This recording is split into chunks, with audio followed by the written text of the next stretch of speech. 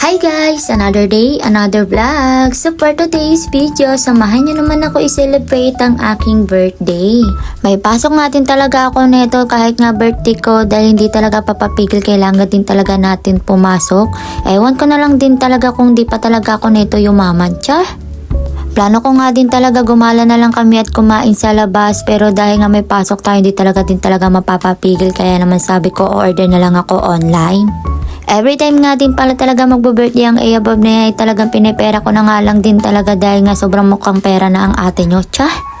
Hindi nga din pala ako natutuwa sa mga oras na yan kasi nga gusto ko din talaga gumala sa mga oras na to, pero dahil nga naipit tayo sa trabaho, no choice talaga tayo dito. Kaya nga naisipan ko na nga lang din umorder online para naman meron kami pagsasaluhan kahit simple nga lang din talaga yung handa natin.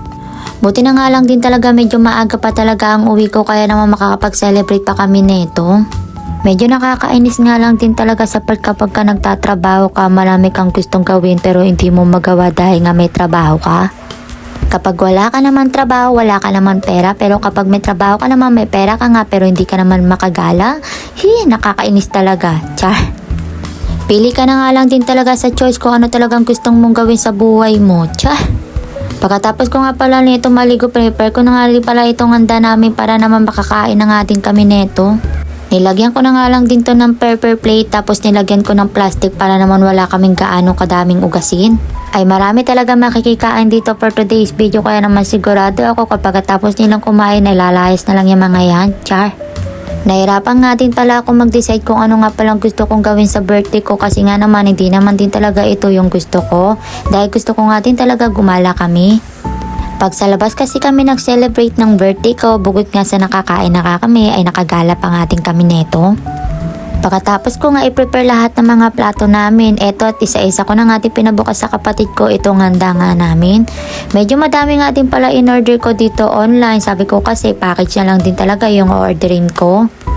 Hindi nga din pala ako nagsisi umorder dito sa kanila dahil nga sobrang sarap nga din talaga ng luto nila, lalong lalo na yung palabok dahil nga ganun nga gusto kong luto. Sa palabok kasi gusto ko kapag kakain ako ng palabok, gusto ko yung ako'y lang din yung nagluluto. Kapag iba yung nagluluto ng palabok, hindi ko nga din pala kinakain. Hindi nga lang din pala palabok yung masarap dito, masarap nga din pala dito yung spaghetti, lalong lalo na nga din yung pichi-pichi, kaya naman sabi ko marami kami pagsasaluhan dahil nga marami na nga din ako in order. Inabot pa nga din talaga kinabukasan itong handa ko, kaya naman sabi ko may kakainin pa kami neto. Mabilis ang celebration nga lang pala yung ginawa namin dito dahil nga nakakapagod nga din talaga sa mga oras na yan. Kinantahan nga lang din talaga nila ako dito saglit at syempre maya maya at kakain na nga din talaga tayo dito. Syempre hindi ko na papakita sa inyo kung paano kami kumain at eto nga yung aking plato. Syempre, thank you Lord sa panibagong taon na binigyan nyo po sa akin. At syempre, thank you Lord sa blessing na natanggap po ngayong araw na ito. Kaya naman, dito ko na nga tatapusin ang aking video. Don't forget to follow and subscribe sa aking YouTube channel, Facebook page. At huwag din kalimutan i-share itong video na to. Thank you for watching!